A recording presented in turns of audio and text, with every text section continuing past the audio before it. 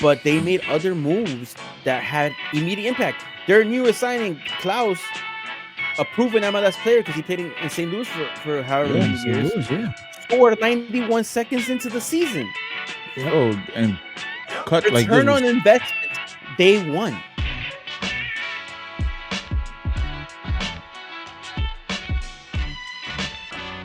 Yes, sir. You know the fucking vibes, man. YCFC Forever Podcast is back with another episode 1-1 against Los Angeles, and we gonna talk about it all.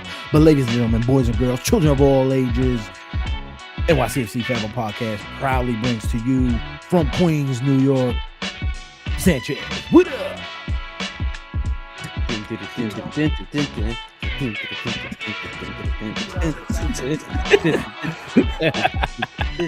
Nice outfit there, buddy.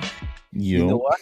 I'm wearing my my LA outfit that I was supposed to wear today to the game if it didn't get canceled because of the snow. And me at the airport looking like, oh no. After I paid $56 for an Uber. Like, how much was it? How much was go to the airport? And how much was for all day parking? Well, that's the catch. All day parking is like $100 now. It's like $80. But who knows when I came back, how much would have to that Easy Pass bill on the way out would have been lethal. Lethal, bro. Fucking crazy.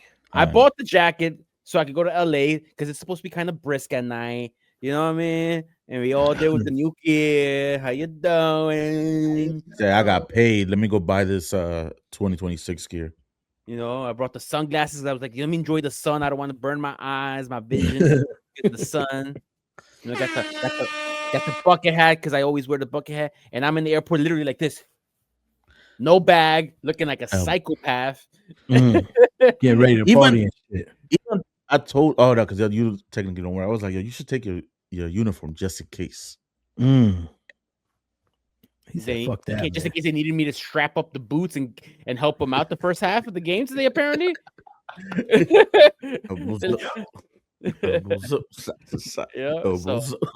I'm wearing the fucking outfit for this episode because wear it for the whole episode, man. Because I wanted to wear it today, and it's still today. It's Sunday night. We just finished watching the game as everybody else did, and oh man. I feel really bad for you, man. Thank you, Mother Nature, for canceling my flights. Thank you. I feel bad for you, bro. This is year 11 of NYCFC's year 12. Is it year 12? 11th homestand. No, 11th season opener. It's 12th season opener, probably. Cuenta, loco. 15, 16, 17, 18, 19, 20, 11, 22, 23, 24. 25, 26. It's 12. Wow.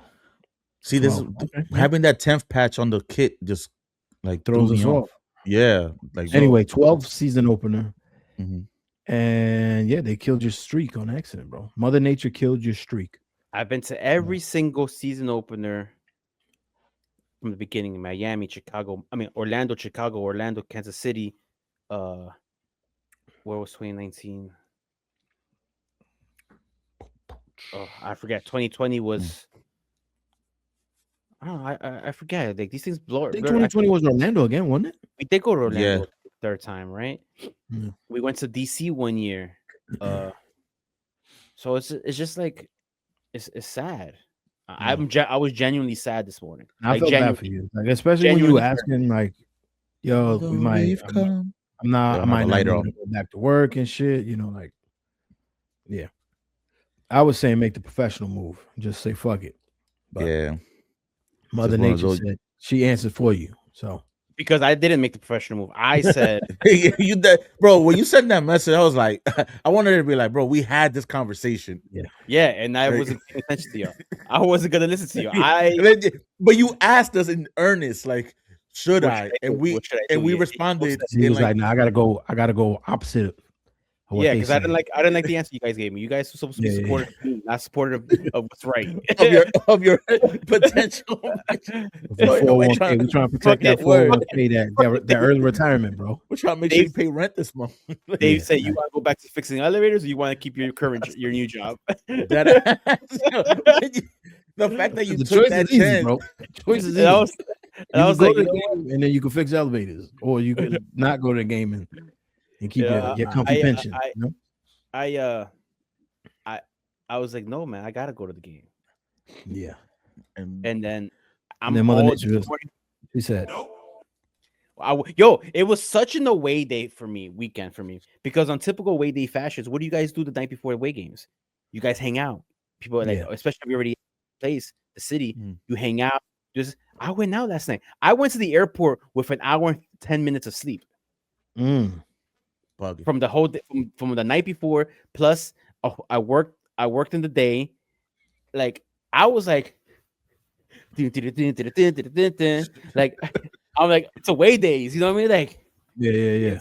My man was gotta on get the energy smelling up, salt. gotta get the potential. And I was ready to knock out in the fucking thing. Like, y'all know me. I go to sleep as soon as I put the click.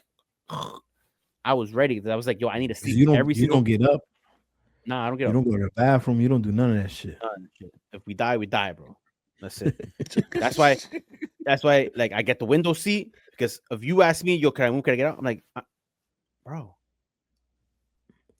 Pee before you get on. You pee before you leave the house, right? Pee before the flight takes off. Pee before the flight, yeah. So I was all in, motivated. Also, the airport. I didn't even tell you guys. The airport was a shit show. TSA it was ended this morning at 6 a.m. Okay. TSA pre-check and global entry. So it was all one line. And when I got to the line, I paid $80 to skip this. When I got to the line at JetBlue, at Terminal 5 JFK, I don't know if it's the longest TSA line I've ever seen in my life, but it's definitely at minimum top 3 that I've ever seen in my life that I've been a part of. And I got on the line and I was like, the lady's like, let me see your boarding pass. I showed her the boarding pass. At that point, I had an hour and a half to take off. That's an okay amount of time on the flight, right? That terminal, yeah. So quick. She goes, I don't think you're going to make it. She said it to me. And I'm like, nah, I'm going to make this. She goes, you're way too confident. I was like, miss, when you see me pushing people to get to the front, mind your business. And she like, and she like laughs. So, because I look at, and then I get on the line, and I'm like, it was 15 minutes of not moving. Moving. And this line, I'm telling you, it's one of the longest lines I've ever seen in my life. Yeah. And that all of a sudden, that TSA line is trash. And all of a sudden, I don't know if more people decided to show up to work or whatever. It just started moving. But I was on the line for about 50 minutes. Damn. Yeah, that's not a short line. So like I literally had to run to the not run, but like I don't run for nobody, but I had to hustle in the sense to the gate to see if they were, because technically they were boarding already. The time wise, I was like, let me see if I have time to go use the bathroom. And the bathroom was right next to the gate. And I was like, okay, they're not boarding yet. Let me go to the gate, bathroom, use the bathroom. Used the bathroom. You know I got something. What you got? A couple of those. You can't yell in rapid succession. Yeah. Hit the flex. In the bathroom, bro. New York City. JFK. Terminal 4. Terminal 5. You know what fucking time it is. So then I get to the gate and it's like delayed. It was to the point where even if the flight would have taken off, I'm not sure if I made the game. The start of the game. Because it was 4:00 local, right? Yes. And I was originally supposed to land at 12. But it kept getting pushed back. So I was like, I don't think I'm gonna make the game. So that's it. I canceled my return flight first. If I could cancel my return flight, which was at the same time skeptical on its own nature, because now hearing that all the if not most of the NYC fans that are out there, including the team, are stranded in LA for a couple more days. Hmm. You know, That's not a bad place to be stranded at, though. correct. But if you didn't plan on being stranded out there, Yeah, if you only brought two underwear, you know, you stuffing underwear in your pockets. Listen, I know New York City don't got Walmart, but they got Walmart out there, so you could get some money. But then, like, it goes into the financial aspect of things. You're spending more money. You're spending more money on hotels and shit, Airbnbs, food because the food's not expensive. Is expensive. Mhm. The clothes you know what I mean? Because that was my mentality. If I was gonna stay out there, I would have had to have bought at least the essentials. Yeah, you know. No, I had deodorant. I had toothpaste and toothbrush on me because I was planning on landing, brushing my teeth. Yeah, you got to, bro. It was a business trip. It was supposed to be in and out. Yeah. And then Mother Nature said, "Nah, you're staying home, puppy," which is good because you know what? I get full refunds on my flights, which is a great thing because it's like I paid for those flights a while ago, 3 months ago, whatever. It's like finding money in your jacket next winter. You know, out of nowhere, you get a few $100 out of nowhere. Yeah. You know, because I didn't pay for it in credit, I paid for it in cash. Like, and so it's like, boom, look at that money just out of nowhere. Thank you very much. what do they call it? When they said it comes back, 3 to 5 business days. Oh, 3 to 5 business days. Okay. Yo, we gotta figure that shit out on a global thing. They're quick to take the money out, but when it comes to when it's supposed to give it back to you, they're like, nah, we gotta go make sure that we gotta check where it's at, the right thing. I'm like, get the fuck out of here. Just reverse. Just sell me, bro. Word. Sell me that shit quick, bro. As quick as I sent it to you, send me back that shit, bro. Send it back. Yeah. Send it back. Well, that's unfortunate, man. Sorry you had to miss the game. Shouts to Dan Sotelo. He made it? Yeah, because he flew out a few days ago. Hopefully, get the clap on him. He is the reigning champion. He will forever be the person who has made it to every season opener. And what sucks is that once we get the stadium, I said this last week, once we get the stadium, the season openers might now be at home for us. For it could alternate year after year. So it's like when we didn't have a stadium, it's always gonna be away because we're not playing in Yankee Stadium, Citi Field in February. Never, that's never happened. So it's like, do we bring like a crown or something to get like a sash to Dan? Yeah. Now, honestly, bro, we gotta. The team needs to find out about this. Yeah, I think it's important. It's an important lure of the team. Like, yo, this dude's been to every single, opening game. So especially after the sprint season next year, if he makes it, it becomes like for 13 years you followed us away every season opener, and now for the 14th season opener, which would be like the summer one. At the home game, here's a comp ticket or something. Yeah, facts. They should put him in VIP for the home game. Or whatever that field level for the opening, that opening match. The Sheik, the Sheik, Brad Sims, and Dan Sotelo. Yeah, top 3 and shit. Yeah, there you go. And then the camera pans 90 degrees the other way into the supporter section, and top corner, me just like, there you go. Playing a bit Prodigy shit. Ding ding ding ding ding ding. He just still dancing. He's still dancing. Yeah. So it's always I can never pronounce his name. So it's Kitman. What's his name? Kitman. Always forget his name. Daniel. Is him and Dan pretty much have been to every single first season opener. Oh, now that you say it like that, yeah. Damn. Yeah. That's it. You drop that. Wow. Think about it. You know what? One got paid, one was doing the paying. Exactly. Get him a free kit. It counts more for Dan, bro. You come on, you're an employee, bro. Like, that don't Shouts to Dan. Shouts to Dan. Dan Sotelo's first ever away game in Orlando 24-15. Checked into the hotel room.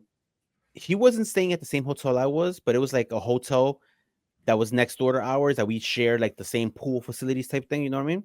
Mm-hmm. In Orlando. Right. Look how his NYCFC fandom, way day fandom began. Checks into his hotel, looks at the bed. There's blood on the bed.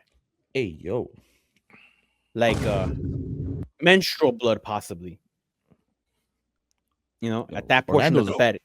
Orlando's a weird one. And that's how his first away day. So everybody has a story for everybody.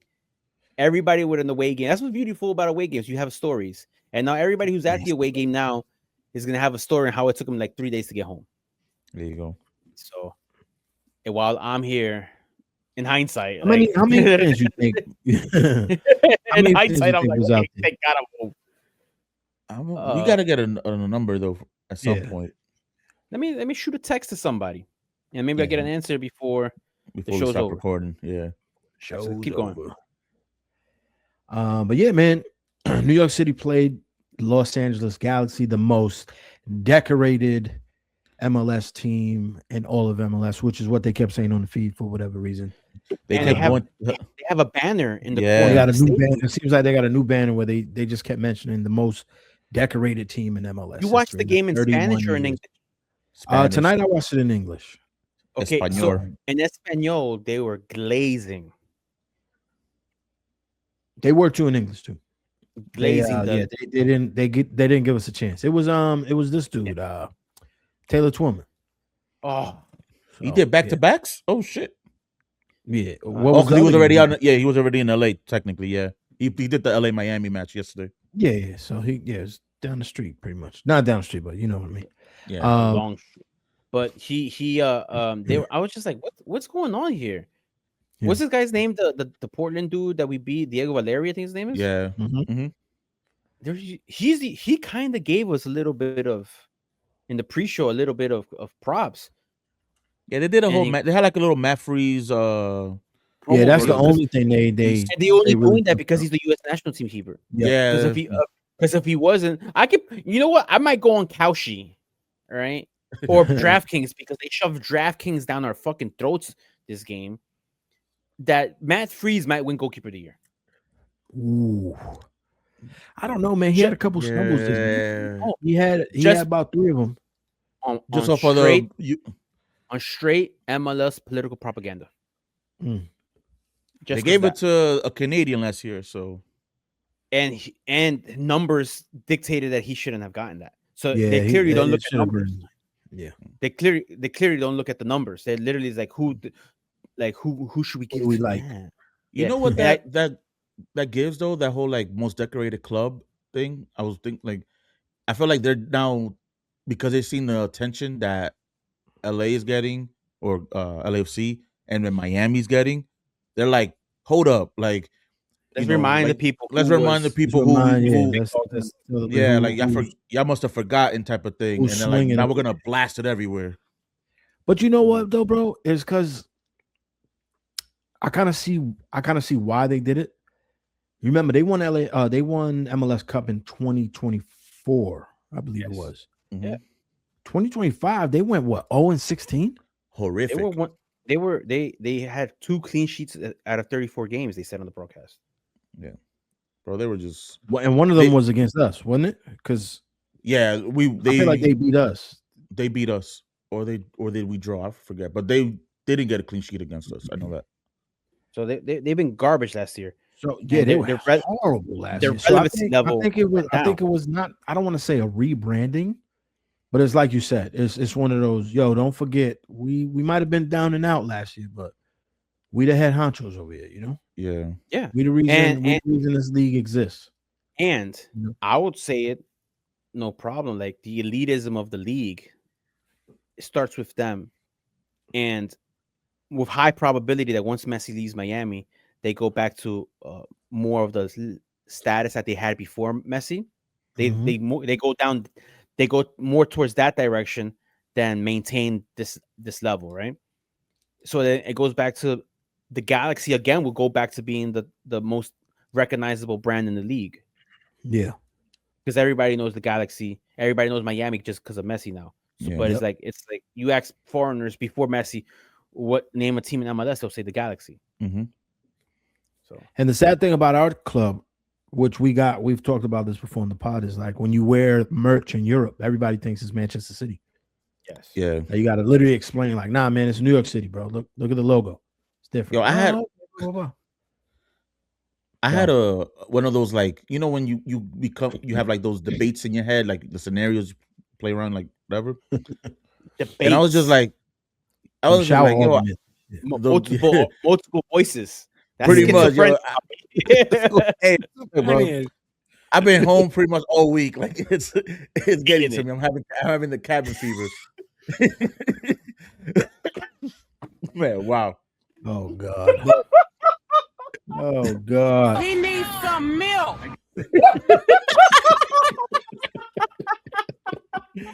Yo, we're 20 minutes in. This is crazy. Now, y'all gotta take this board away from me, bro. Bugging. So I powered through. All my favorite sound bites. Power through it. All right, power through it. But I was thinking because, like, you know, we're missing a fucking forward. The whole news yesterday that came out where Galaxy waived Christian Ramirez, and I was just like in my head, bro. So in my head, I'm just like, yo, if we have like one of those like Brad Sims or Todd, whatever his last name is now, with blank Donovan, like town hall type of thing. Yeah, we're just be on some straight up like, yo, if we're not gonna, because good question, bro. Because they mentioned it in the broadcast how like in the Spanish broadcast, they're how we're fitting within the CFG system, but like the focus is to get these new guys and develop them. And in my head, I'm like, yo, somebody has to call this shit out. Where it's like, if you're not gonna build a roster to win constantly in this league, sell this fucking team. And at least I'll take an owner that's going to try to win here instead of just using us to develop. And then it goes back to the Etihad because I'm like, I would love to have just a different sponsor just to separate ourselves from the, like, you're doing this. And we talked about this before. Like, you're doing the fans a disservice when your goal is to not bring in at least well-known names. Like, it doesn't have to be the stars of the stars. We don't, like, I get it. We may not be the Galaxy right now or Miami's or whatever, but yo, put in an effort. Like, there's people out there that you could sign. Yeah, I feel like it's zero effort, bro. It's zero effort. It's always just who's next man up. And it's like, well, yeah, they could be good enough to be mid-table here in MLS, but I don't know. I just had to like think, because I've just seen like just a conversation like who the darlings of the league are. And I'm like, we said it before, we really should be it. We're New York. Like, why not? Yeah, like, because they're not really doing anything on the field to grow the brand of CFG. Yeah, Etihad. Like, if that's the goal, like if that's their vision, they're not doing anything on the field to be like to help grow that brand at all. They're just they're just funneling money, moving funny money around. Yes, and it keeps becoming more apparent. Like Chris McFarland is not even; he's still on the reserve team in City. Jack is not even in the system anymore. Tati, who was the darling, never made it to the first team. He's now out of the system. There's no one that he played for Girona, so he wound up going to another CFG he kind of went through it, but now that's long gone. So it's like, I don't think we haven't had the whole New York go to Manchester.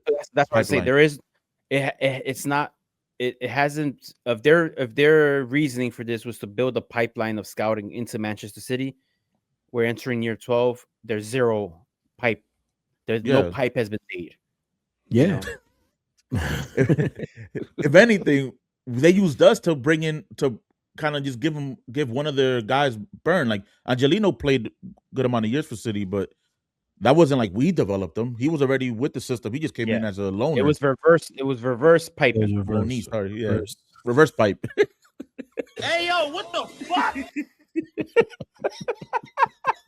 But listen, City be beating. That's why. It's true though, man. It's true. Like it's just one of those things where it's like, let's separate ourselves from them. Like, why can't we? Like, at least Girona plays like they wear red, and you know, also, their logo don't look like fucking Manchester City. You know, like also the whole like we're not even spending. Okay, you don't want to get the big stars, big names, fine. We're not even spending amongst experienced players in the league. That's what I'm saying. Like, it's like we're allergic to the league or something, bro. We can make an impact on the team by getting proven talents that at a market price for players within the league who are proven in the league. We're trying to fucking discover gems in a mudslide. You know, we're looking for these third division players on like mid card European leagues, and hoping that we can make them into something like Blood Diamond or something. You know. Nah, I feel you, man. I feel you. Yeah, I really don't understand. Yeah, so and it was prevalent today, like, the whole game watching Justin Hack over there wearing the number 15. You know, I think the number 15, I honestly think that's the year he signed for NYCFC. Like not as a first team player, but as the academy player. Yeah. You know what I mean? In 2015. It just sucks. Like, call back. Yeah. And I just like, yo, I even yelled at the ref, like, yo, ref, foul, when he got fouled. I was like, oh shit, he's not on our team. Oops. You know, like things like that. Not willing to pay our play players.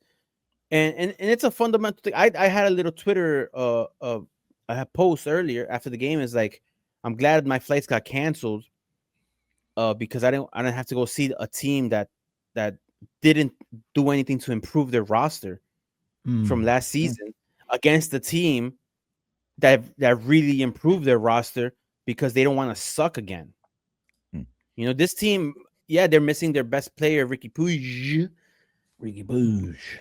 but they made other moves that had immediate impact. Their newest signing, Klaus, a proven MLS player because he played in St. Louis for however many years, scored 91 seconds into the season. Yep. Oh, and cut return on investment. They won. Yeah, seriously. They won. Like they were Swiss cheesing us, bro. In that first 20 minutes, we looked. Justin Hack was mentioned a lot. It's mentioned a lot through all MLS type of media, but like podcasts that cover the league. They're like, this Justin Hack is a big signing for them on the defensive side of things because they were getting Swiss cheese sliced and diced all last year, and he should have. And he had moments, bro. How he locked down Hannes Wolf at times. And, who else he locked down and just took the ball away from him like it was nothing. Maybe there's familiarity with us, which is easy for him. But like already on the first day, you're seeing his impact. We have nobody. We had only one roster change player that wasn't on the team last season, and it's Kai Truman for Justin Hack. So I said it's like for like. It's just all it is just like for like essentially. And I'm like, it's like, yo, this, and we said it last episode that this game is going to be the deciding factor on how good we may be this season. If we can't beat a Los Angeles Galaxy team that was nothing last year, made some improvements, but they're still not the finished product yet. We can't beat them. They still struggling because there were times where obviously we had more possession of the ball. There was just times where we looked the better team, and they were just there was really nothing that they can do. But the problem with our team is that we don't have anybody who can attack. You know, if we had that attack, I feel like we would have obviously scored more. But going against a better attacking team, they would have got fucked over, bro. Like, excuse the language, but they 100% would have, because they're not all there yet. They had a press that basically the first half just kept taking the ball away from us at ease. Our lineup, our play did get better actually when Keenan Parks came on the field. Yeah, and I feel like our subs got a lot better when they came. Let's look at how we lined up to begin this, because you mentioned this sounds Sanchez. Yeah, go ahead. Because I just want to say, because we mentioned it last week how Keenan Parks could have an impact on this team if we figure out where to put him and who to pair him with in the midfield. Hold on a second. Sanchez, before you go over the lineup, I want to read something that you sent in the text to the group chat. Go ahead. This is what you said. There's no way they actually believe they think we're better than last year. Oh, yeah. Yeah. I'll read it. There's no way they actually think we're better than last year. Which is insane to me. There's no fucking way that they look at this and they're like, yeah, we about to cook. Because they're gonna say, oh, we getting Keaton Parks back. Okay, but we lost Andres Pereira. We lost. We got Haas Magnum. We lost Justin Hack. We lost Justin Hack. So there's already holes defensively that Keaton Parks is not replacing. Yep. We got Kai Truin. Okay, but he's an unknown commodity to us. He's unknown commodity. He was the sub for Keaton Parks. No, it was Aiden O'Neal. Wasn't the Kai Truin? No, it's Aiden. It was Aiden O'Neal for Parks. Aussie. Yeah, same shit though. Yeah. You're supposed to say oi, fuckers. Oh, my fault. No. We had Talis Magno back, which after we know what he is, so we have to see if he's a different player from coming back from Brazil. So it's just like we're not a better team, bro. Like just looking at the lineup, like just seeing how they lined up and seeing how the first half went. We were playing like a double pivot up top because nobody up front is a center forward. So everyone looked out of place like crazy, and they were just collapsing on each other. Like there's moments in that first half I was just like, "Yo, bro, like Wolf, you're the same lineup. They're doing this. Like Maxi keeps doing the pass me the ball. Wolf is like asking for the ball in the tightest of places. Like, what makes you think you're gonna get the ball when you're surrounded by 3 defenders, and if you turn around, you have nothing to do? Like, what are we doing here? This was the same lineup that got cooked by Miami minus Truin for Tristan Hack. Yeah, is that cooked? That ass. Oh, hey, that too. Yeah. Because once Nico has to go up top or whoever false nining. Yeah, it was Nico false nining against Miami. Yeah, and then he moved over to the side, but it's like we don't have a striker. We don't have backup center backs. Like we went over this last week. We have holes that are going to potentially get exposed within the next month for all these tough games coming up. Let's get into this lineup. We got, if we didn't get reminded enough during the broadcast, pre, post game, and during the game. I don't know if you guys heard, but the potential World Cup starting goalkeeper plays for our team. Oh no, I didn't hear. Yeah, finding out right now. Matt Freese, he's in goal. He's in goal. They let us know he's the goalkeeper for the national team over and over and over again. Over and over and over. You guys know the World Cup this year, right? Oh yeah, I heard about that thing. You know. Okay. Mm-hmm. Oh yeah. Yeah. Apparently, New Jersey doesn't care about the World Cup since they're canceling the Fans Fest. Neither does New England. Yeah, and neither does I guess Mexico. The country of Mexico doesn't give a shit about the World Cup either. Since Canada's about to host this World Cup alone, B. Canada's just like, man, we're just about to win this shit, yo. So, all right, Matt Freese in goal. We got Kevin O'Toole, Raul Gustavo Martins, and Tavon Greer on the right side. That's the lineup, a formation style that we played all last year. Raul was going to start. We expected him to be the starting center back. When he signed, we said at some point he's going to become the starting center back. And day one, that's him. I expect him to be there all year, barring injury or barring a miracle, and we sign someone who actually could play soccer. I got thoughts, bro. So I got thoughts as well. I got thoughts as well. All right, finish this out. We got the Australian kangaroo connection. Aiden O'Neal and Kyle True, and we got the fucking with the worst haircut, Crocodile Dundee's over here. And we got Hannes Wolf on the left, Maxi Morales, Agustino Heda, who we're expecting to be the starter on the right side all season. Like, I think until we find a striker. We find a striker, and then things get interesting. Right? At that point, we would have to see the creativity of the coach, see what we do. And Nico Fernandez up top, which we saw Maxi Morales position. Maxi Morales was all over this field today. Bro, his heat map must have been just like a big blob of red. Kudos for him to like, kudos for him to put in that much effort in the game still at this early in the season. This is the work rate he's gonna have all season, bro. How does he make it, man? I can't even go up a flight of stairs. We'll be like, brother, he's 30. He's gonna be 39, bro. It's crazy. Yeah. So we have yet to find a real replacement. Me and Maxi Morales the same age. Look at that. If I'm washed, I mean, he's an athlete, so I'll give it to him. He can't be far behind.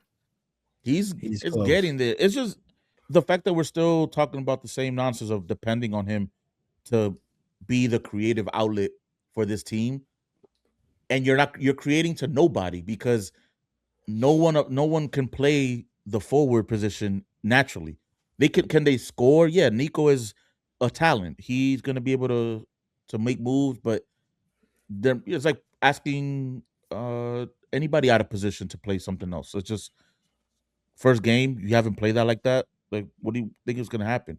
It just looked too cluttered. It just looked like there was nothing happening going forward. And then I know, granted, like after the quote from Pascal, the first half was like the lights were on, but nobody was home. And then the second half was better. Like Freeze echoed the same sentiments. Like, yo, they puttered into that game. Like it felt like they weren't prepared. And we were talking about how LA was about to be tired and all this other nonsense. And they came in guns blazing on us, bro. Like Friday and shit, yeah. Because we look horrible defensively in the first half. Like they were just looked like they were just yelling at each other the whole time back there. Like no one could communicate. What do you think the issue stem from? From defense? What could it be? Yeah, just defense. I think defense right now is Raul and Martins have not paired up together like that. So they're trying to maybe figure each other out. But Raul, I'm gonna be honest with you, it doesn't matter if he's on as a left back or as a left center back.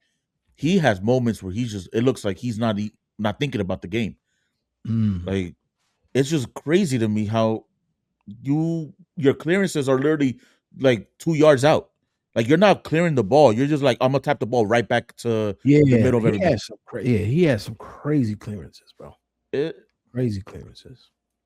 I'm not sold on him, and not in a good way either. He had that clearance that like he basically just rolled the ball to the top of the box. Luckily, the LA Galaxy defender of the player wasn't expecting the ball to come to him. He was like, "Wait, what?" All their heads was looking upfield because they were like, "Oh shit, okay, the ball's gonna hit." Oh no, shit, right here.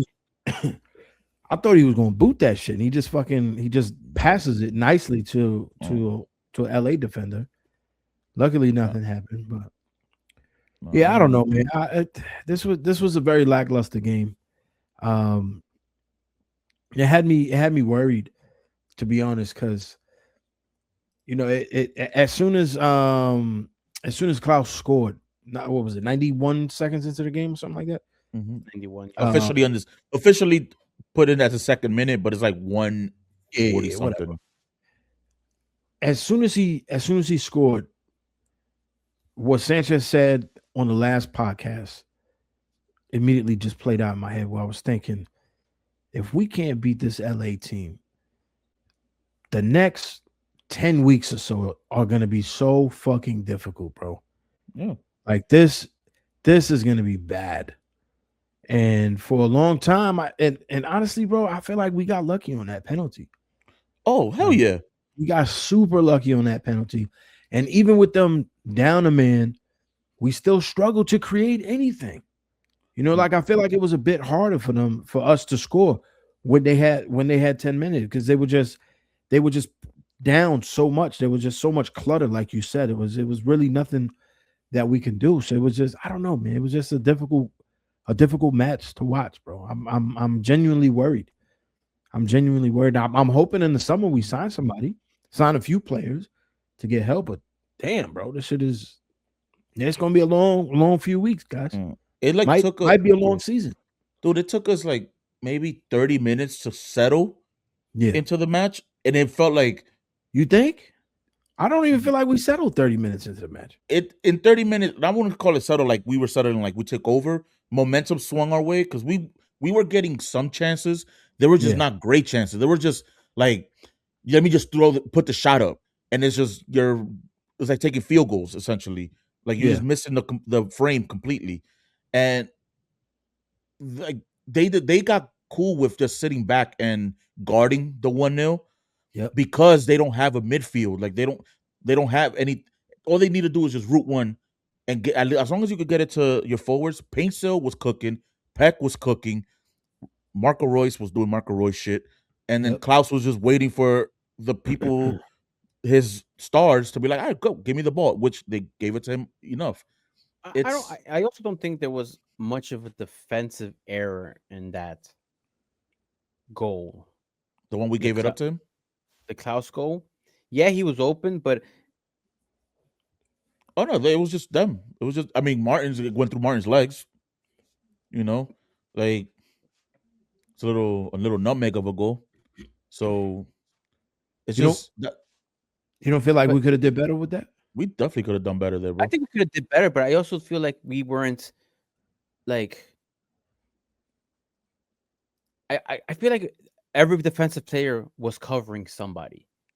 Yeah, and it's not like there was a guy lost, and that's why he was open. Yeah, that's what that. And you get me? Like that's honestly what worried me, because watching the goal is like, I don't feel like there was a mistake. Like, where was the mistake? If I just feel like they just found a hole and they just scored on it. So I don't feel like anybody was out of place. Like, remember in the game against Miami, where we were like really analyzing what fucking the mistake that was actually made. Like, I'm watching it and I rewound it too to see like, okay, what actually happened here. It was just they just found they were just in a better position than where we were lined up, and they just went in, like you said. I feel like everybody was covered. Like Paintsill could dribble the ball like crazy on the touchline, bro. Like, he knows how to do it. Wah. And then that turn that happens right before, like that's just skill. That's just people beating you out because they're at that moment way better than you. In that moment, you mentioned the forwards last week. Like, oh, I'm a bit worried about the forwards. I think every forward on that goal had a touch on the ball. They have studs. It went from Rouse. It went to I think Paintsill had the ball for a second, and then Klaus scores, and then the other dude too. Hold on, I think his name starts with an A. Gabriel Peck is the other. Peck. Yeah, like everybody's touching the ball. Like, I don't know, man. It's worrisome, bro. It's very, very, very worrisome. Because think about this too. This is the other thought that I had. LA's not at full form yet. They're trying to get back to reality. Excuse me. They're trying to get back to MLS Cup winners.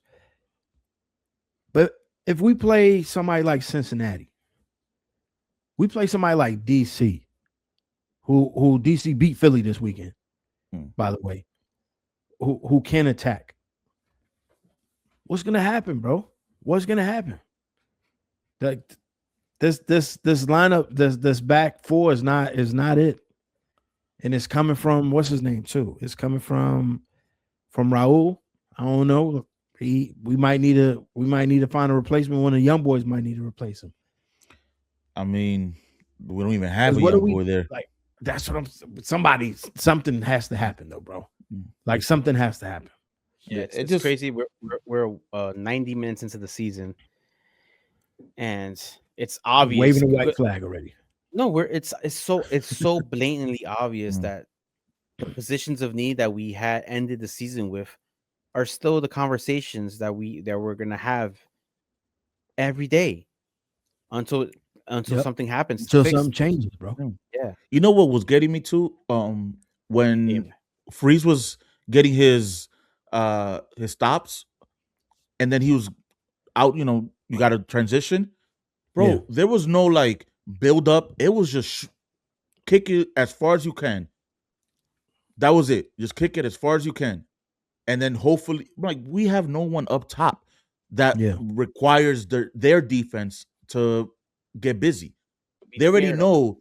To worry about. So like, who's up there that you're gonna get the ball? Nico? Yeah. No. Wolf is having arguments with Maxi the whole first half. Like, it's nuts. Like, he doesn't overlap. Like, every time you see Maxi do his run and you see him look onto his left, like waiting for someone to occupy the space, you count like maybe 5 Mississippis until Wolf enters your frame. It's like, what's the assignment there? Is the assignment that you're holding back? Yeah, it seems like he doesn't attack the open space. OD, and then he waits till later on when they're in the final third to then really be like, let me get the ball. He wants the ball so he can move the ball forward on the left. Yeah. Instead of going into the channel and having Maxi place the ball, meet you there.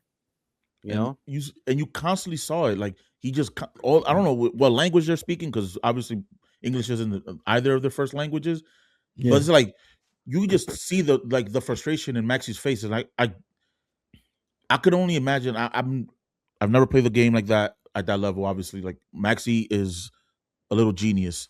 Like this dude is tracking back pretty much at O2 spacing to grab the ball and create the magic that needs to happen going forward. So what is the game here? Is it Maxi going to be tracking back every single game? This dude's going to run like miles on miles on miles, bro. We can't have that. We said last season he's not the solution for this year. Yeah, and we just can't repeat the same thing again. Like, yeah, it's just we know we know how this ends. Even if he's a starter, okay, he can't do this every game. It comes to a point where it slows down the game. Yeah, he wasn't at his best today. I'll give you that. So, he wasn't at his best. The penalty. Now, let me ask you this: you hold on before we get there. You think this is a situation where we put Wolf, or they should put Wolf at Maxi's position, and then we have to find somebody to replace Wolf in a sense, so that Wolf can play in the middle? Because obviously he wants to play quarterback. You know, he's not trying to make these runs. He's trying to create the runs.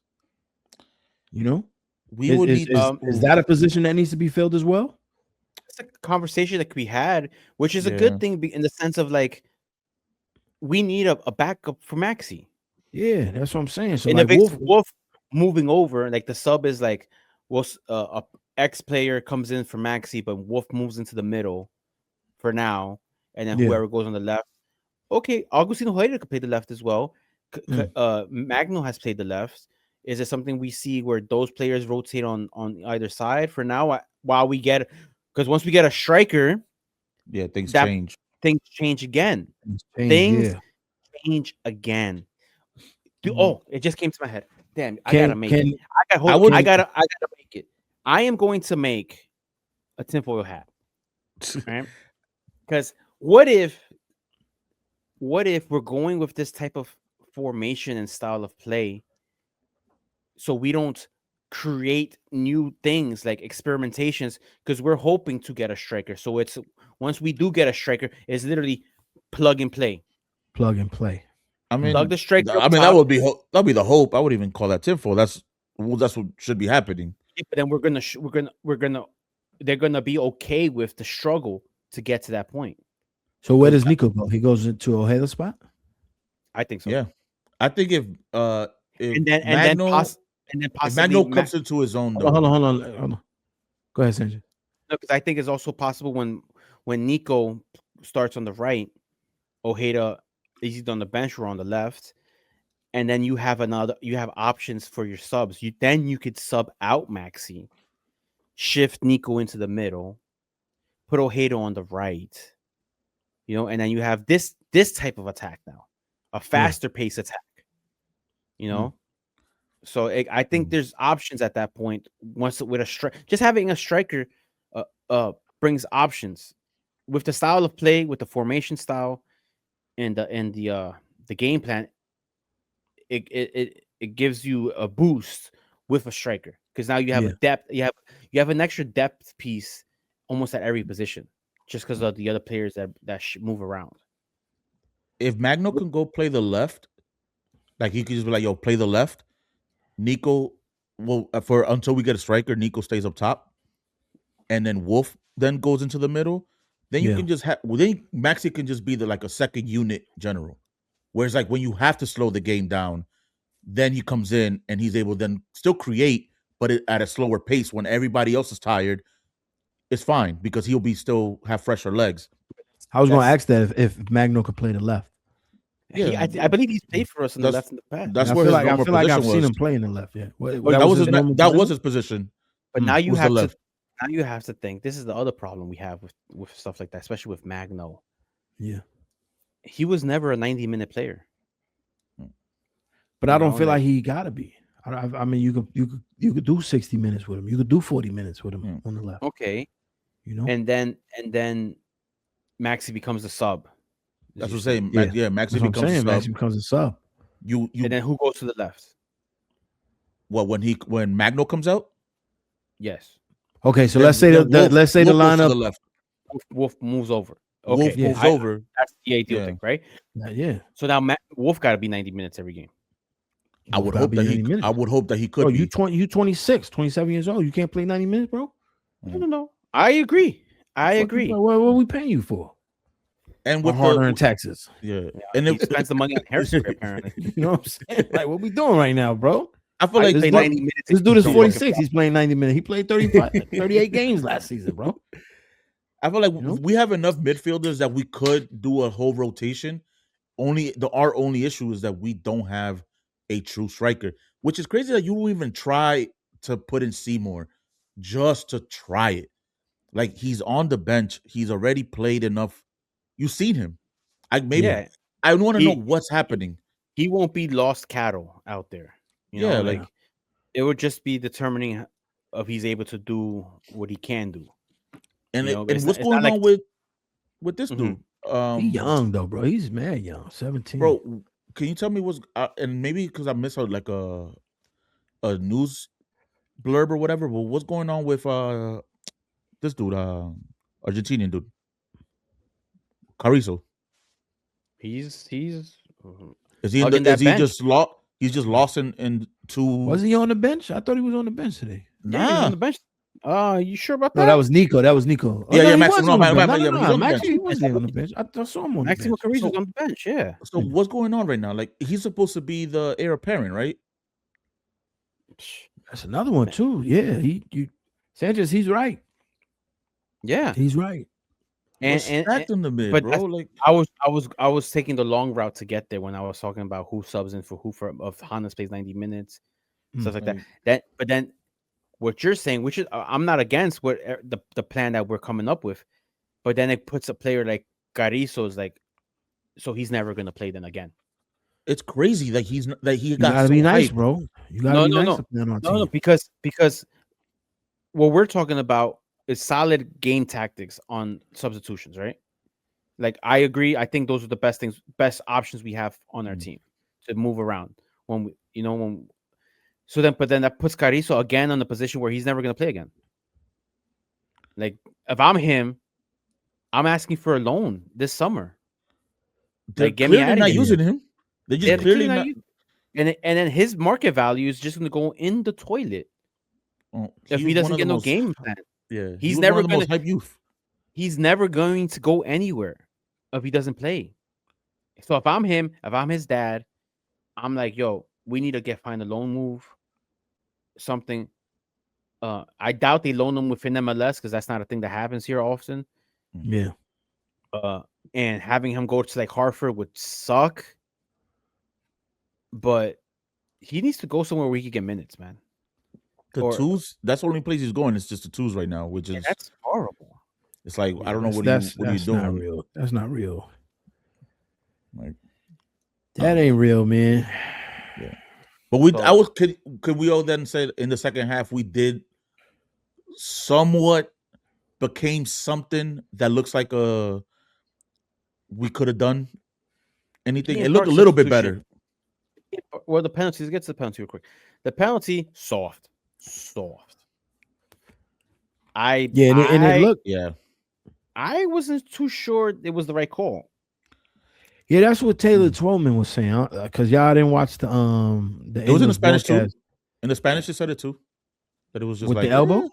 It was kind of that they were like it's a soft foul. Taylor Twellman was saying that Nico fouled him first. Yes. If you look up, his elbow hit dude in the face.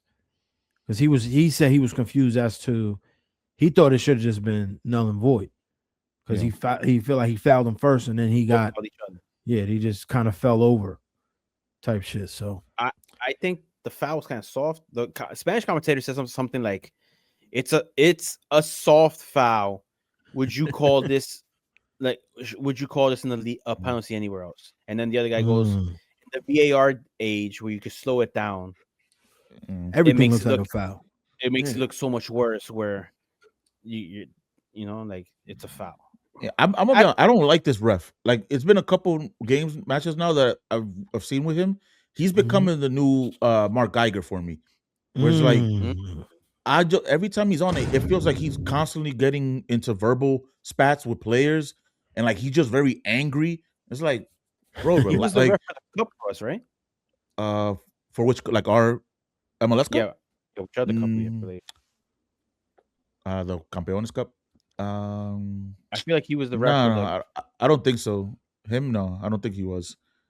It's just he's. I've seen him enough now where I'm just like, he tries to make himself a little too much a part of the match, and it's just like, yo, you need to relax. Like you have to relax, because Maxi was getting in your head, or you wasn't calling anything in the first half, and then the second half you want to come and just blow your whistle, on every single, like, just random calls, like. No, it wasn't. It was the other Spanish dude. Villarreal. Armando Villarreal. So PK. I mean, granted, I'll take it. Like I'll take it. I think at that point we were a little bit more of the aggressor, you could say, because like our XG, just because of the shots that we were taking, went up. We looked like we were trying to do something, which I'll give them that. Like it looked like they were trying to do something up top. The Keaton Nico link up looks really nice. Keaton, it's just hard. I'm hoping that he could stay healthy, because when he's on the ball, bro, it's like you could tell that we're a different team. Like we're a completely different team when he's on it. But I mean, got a penalty. It was nice. Yeah. It kind of saved us a point there. But you know, good take on the kick. Yeah, I think it was that was great. Yeah.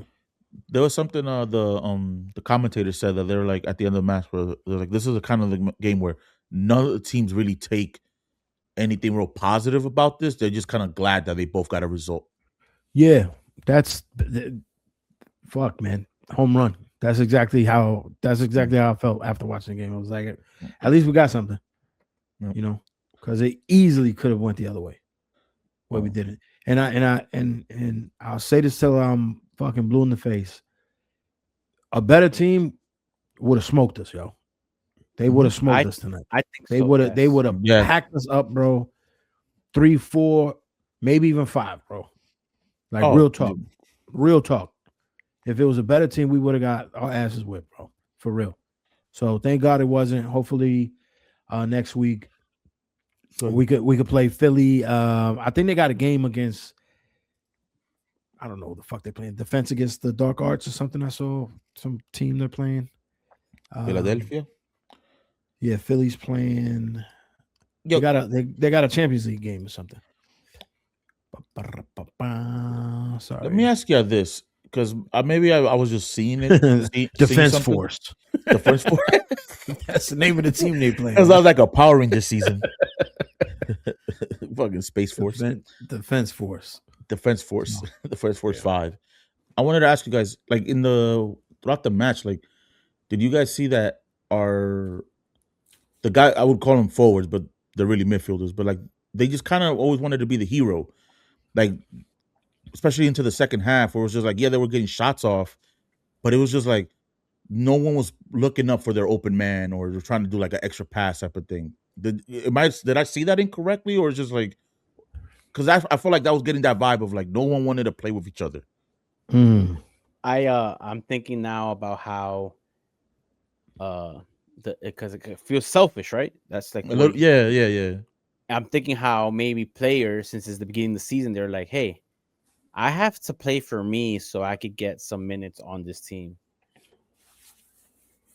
Prove on day one that I deserve to be a starter, or I deserve to get more minutes off the bench, things like that. Because I can imagine like the tallest Magno is not going to be happy for long coming off the bench if he's fully healthy.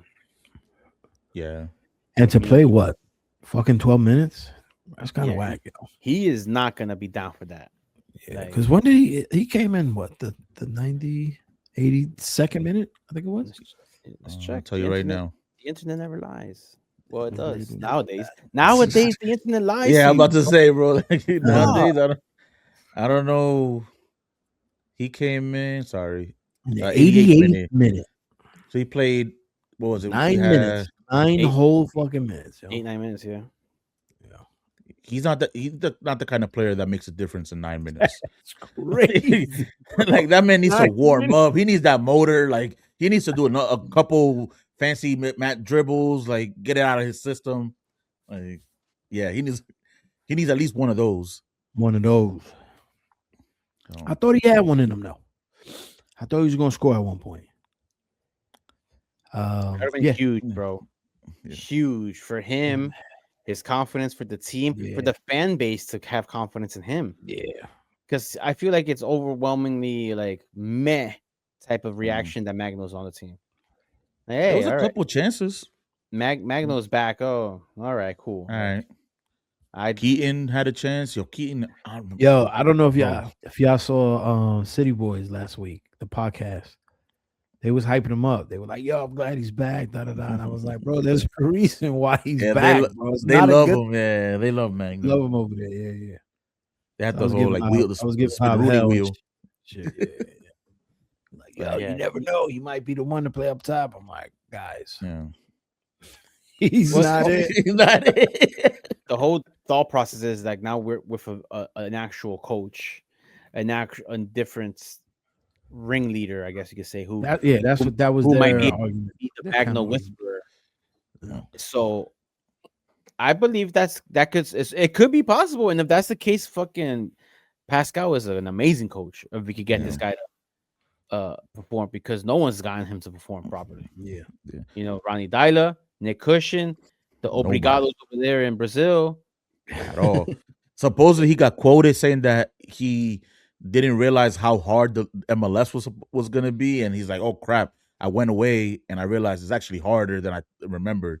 And I'm like, "All right, bro, you could say whatever you want, but you're not playing." Say something like that when he first got here. When he first got here, he didn't realize. Yeah, they all fucking say it. They all say that shit, man. They all say that. It's like, bro, this league, you gonna run in this league, and these dudes is not nice, so they gonna bump you. They gonna foul you hard. Yeah. You're gonna sweat.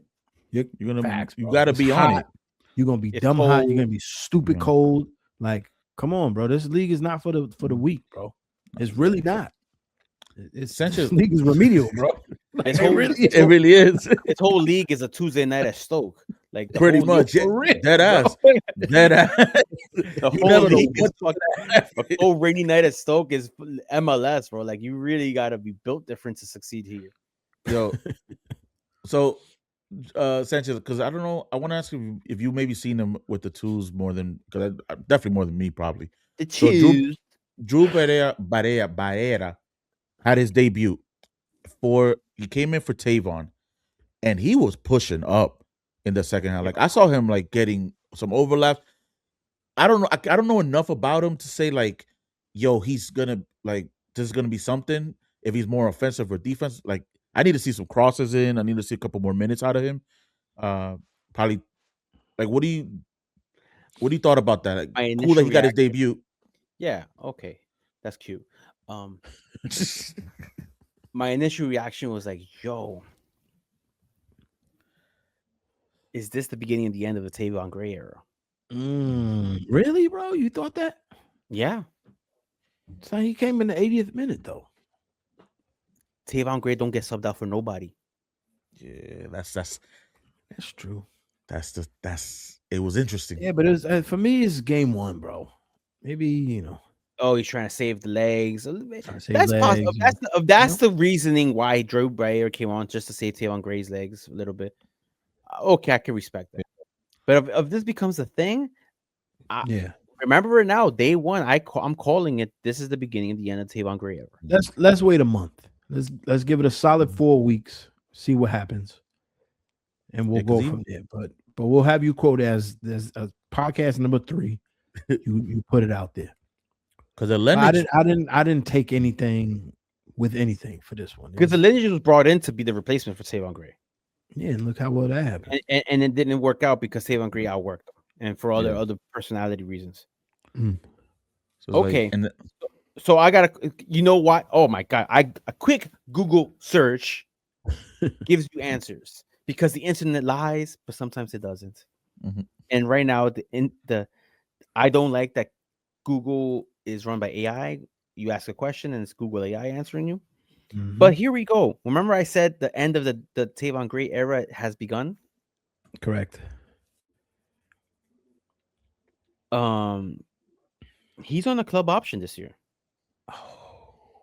This could be his last year with the team. This could be the last year with the team because he's out of contract at the end of the season. Which is sad because I would really like to see him in a new stadium. Yeah. Yes, that would be one of the coolest things.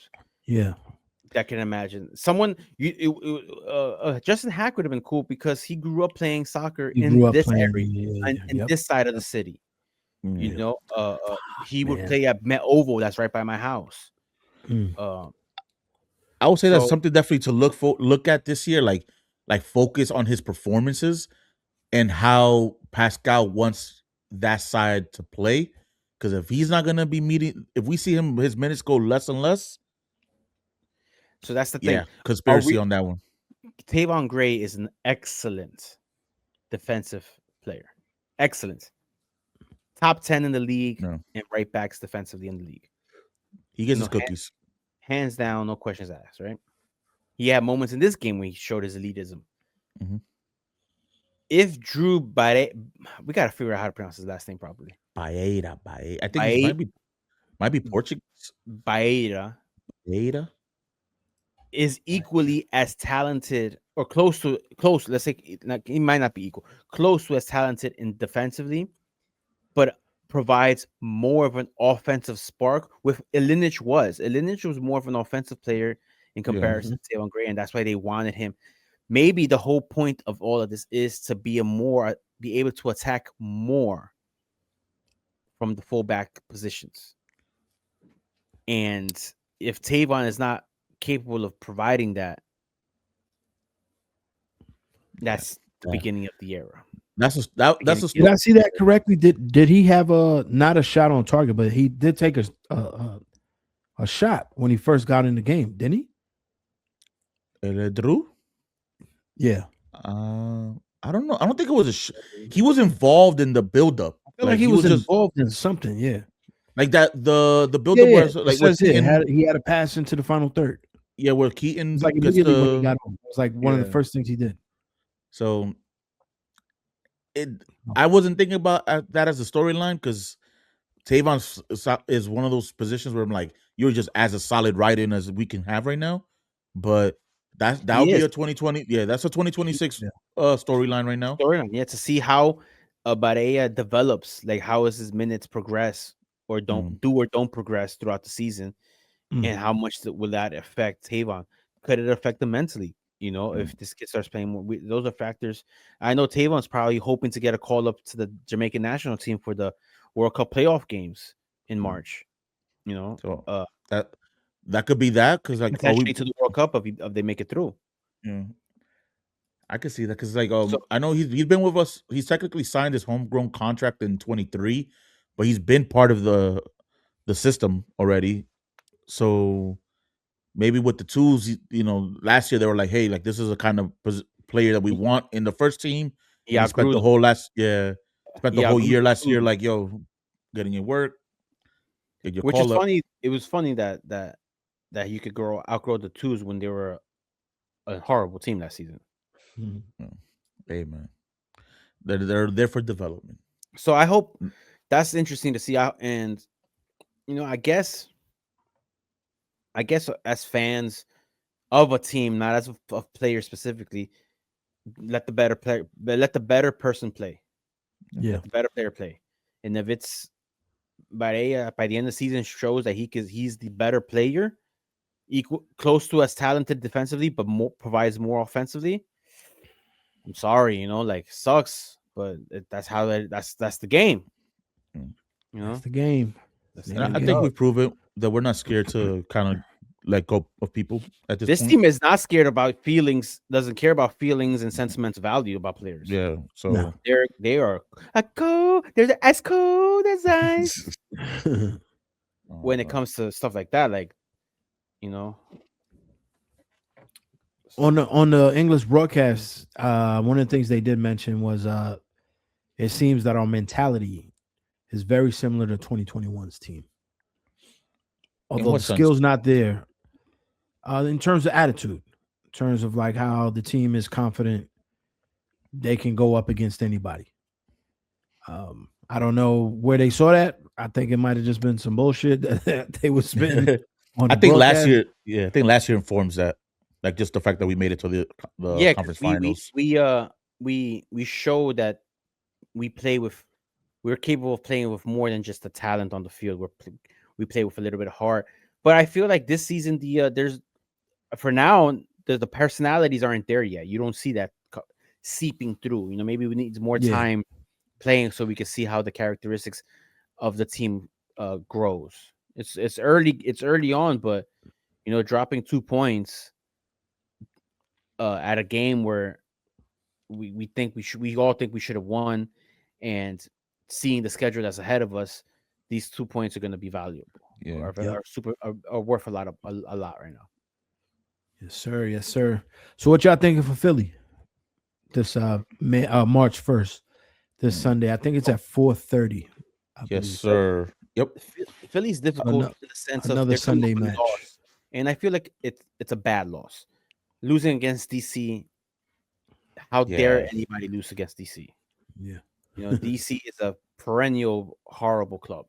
That's a wooden spoon contender almost every year at this point. Yeah, they are chasing glory. You know, like the most spoons. Yeah, they have a whole kitchen set being built. So I think they come back home spicy. Their fans will be spicy. The energy in the stadium is going to be spicy. The players are going to want to win. And especially their last game at home was in defeat against our New York City FC. Yeah. They're going to play up to us. They're going to do it. I think it'll be difficult to say now just because they had a new forward that they signed, Ezekiel Alado, and my man got the weirdest red card in this match. Yeah, red card. Yep. So he won't be playing. So I wonder how they look now. They also let a few players go. Bro, their man scored against them and celebrated like crazy. So Kai Taribo, I think his name is. Yeah. Like, but yeah, Baribo. What a name. Yeah. Jacob Gleness has left. He was always like a haunting figure against us. Mm-hmm. It'll be interesting to see them. Who came on as a sub in the Galaxy game in this game today against us. Yeah, they definitely gonna have to switch their lineup up. Are they better than last year? Are they better than last year? I'm not too sure. I'm not too sure the word better. Are they equal or slightly below? I think they're slightly below last year, and we're probably fortunate that we're playing them in Philly this early in the season. It doesn't give them a chance to figure it out because Philadelphia do figure it out.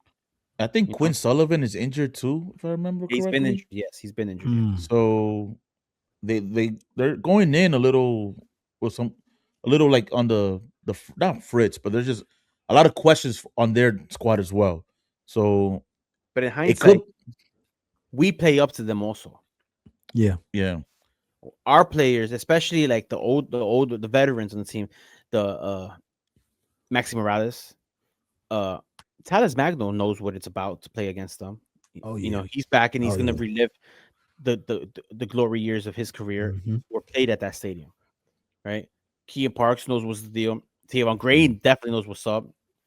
And the semi-newer veterans, Martins has gotten enough to taste to know that this game is important. Yep. How physical and chippy and emotional it could get. So, do I like our odds of winning? Difficult, man. Philly's not an easy place to play, but we know it's definitely not easy. We know we are able winning during the past, in recent past. Let's do it. Yeah. Let's do it. I'm gonna go for 1-0. I 1-0 victory. I had 2-1 for you. I thought you were gonna say 2-1. I put my fingers up and had them down here. Boom. And the only reason I don't go higher, like a 2-1, because it's always the theme that we've always had on this show. Really, who the fuck's gonna score the second one? Yeah, who's who's scoring that bloody second goal? The first one, someone might get a tap in. First, somebody might get it. You never know. But then they're gonna hold it down. They ain't getting a second one. Yeah. Whoever scores that first one ain't getting the second one. That's it. So you cross them out the equation. So I think, Yousef, what you thinking?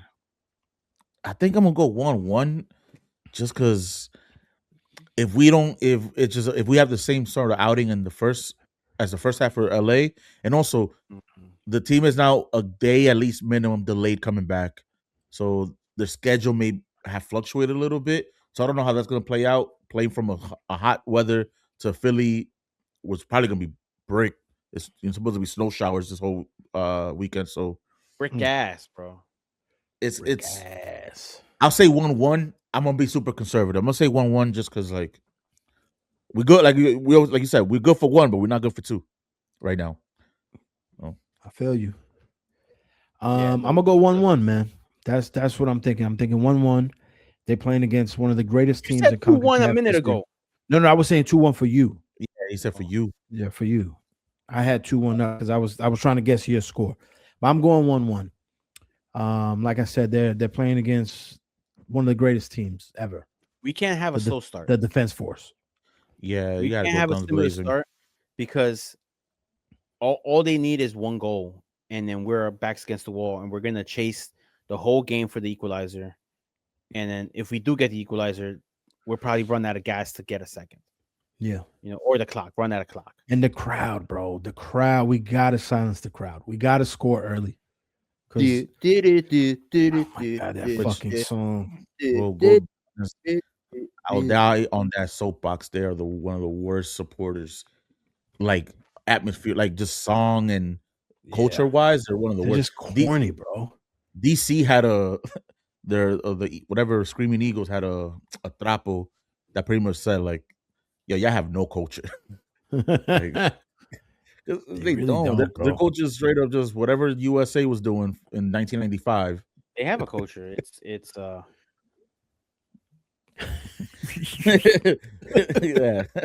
There's a reason they got the 1776 kit. Yeah, I call it the oppression kit. Yeah, oppression kit. Yeah. So yeah, we got Philly on Sunday, 4:30 at Subaru Park. It's an important game because if we go very important game, another tie or loss, the home opener against Orlando becomes a massive must win. This early in the season, having must wins like that is not good. It's like it puts too much pressure on the season, I think. Who does Orlando play next week? Let me see. I got you. Orlando plays Miami. It's the Florida Derby. Ooh, they got a derby already. Mm-hmm. Jesus Christ. Yeah, so they might fuck, bro. They might get messied and listen. And the home opener at Yankee Stadium might become that much more difficult. Because hear me out. If they might be down 0-2 already because they lost to Red Bull yesterday. They're definitely losing to Miami, so they're gonna come through to New York angry. We got to get this win against Philly. We have to. Let's hold it down 1-0, 2-0. Let's get this fucking win though. POP, hold it down. All right, y'all. Anything else y'all want to talk about before we?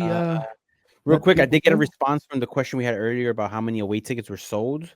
In my opinion, a disappointing 104 tickets. Oh, wow. I was going to say 65. No, I was thinking more 200 minimum. Yes, that would have been. We've done that before. I was thinking at minimum. Because I saw the pictures on the screen, I was thinking maybe 120s solid, Mm. But with the flight cancellations and people not being able to make the games, it said it felt more like 80 people were actually there. Oh wow, It's rough. What was the words that was used? Give me a second. Let me find the words that were used to describe it. Hey man, But probably our lowest attended first game of the season in a while. I can't even think of another home game, another away game to start the season with that low attendance. I just can't. Yeah, that was maybe rough. Kansas. Nah, Kansas City had like 180 people, including you and I. Yeah, that number is rough. That number is rough. Yeah, 104 is rough. I get that California, LA is an expensive away day. I get that because it is. That might have been it. That might have been it, to be honest, because those ticket prices were the economy is not dynamic pricing great. was crazy. But still 104 it feels a little low. Maybe that's indicative of the overall sentiment the fans are having about this team's play on the field. Like, hey, I'm not gonna go. Or they're gonna support this bullshit. Yeah, if they're gonna be trash, I'm not gonna want to go over there. They might have decided between this and then LA Philly. scored in 90 seconds. Oh my god! Yeah. I don't want to out the person's name because he's a dear friend and listener to the pod. Hey, shout out to you. I asked him a couple weeks ago, yo, I'm gonna see you in LA, and he said, nah, the season starts for me in Philly. Put him in a fucking bedroom. Get him out. I think what ended up happening was a lot of people said, yo, I'm not gonna go to the LA game. I'm going to Philly. Yeah, I'd rather go to Philly. Because Philly's kind of a difficult ticket to get because they only max out at like 200, no? No, they max out I think they're only giving 100 tickets this time. Yeah, they don't give out a lot of tickets for us. Yeah, because I think that's their home opener. They gave out more because it was the playoffs last year, and not even more. They gave like 180 tickets or some bullshit. Yeah, yo, they need to switch us to the other side, bro. I hate that we right next to the supporter section. Maybe one day, if they ever do the expansion that's been rumored of happening, they'll find a place for us. But then I think they'll find a place for us on the upper level somewhere. Yeah, I was thinking the same thing. I was like, further that's away, what they'll end up doing. Which would be a shame because it's literally the last frontier of MLS stadiums where you're still on the lower level, even though you're at the top of the level. You're still close to the ground. You're still close to the field. You saw the post the team made about the goals against the Galaxy and away, and it was the David Villa goal and the Lewis Jonathan Lewis one, yeah. Jonathan Lewis golazo.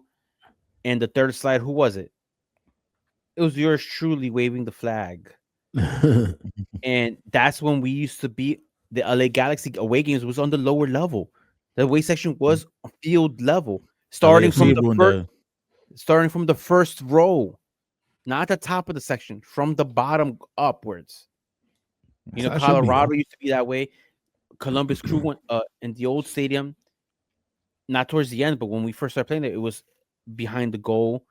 So many teams got away with that. New England used to put the away fans behind the goal. Yeah, I remember that little corner. Yeah. Yep. So, and then that's done with. Like, it's a thing of the past when away fans used to be close, and at least in Philadelphia, especially the size of the crowds we bring, we're always on field level. That's true. Now that's a good way to look at it. Yeah, and now if they put a second level and they put us up there, that could backfire too. Because if there's a roof, we're gonna be loud, and with the echoes of a roof, we're gonna be we're gonna be fucking super loud, super loud. So. But we used to be a proper league.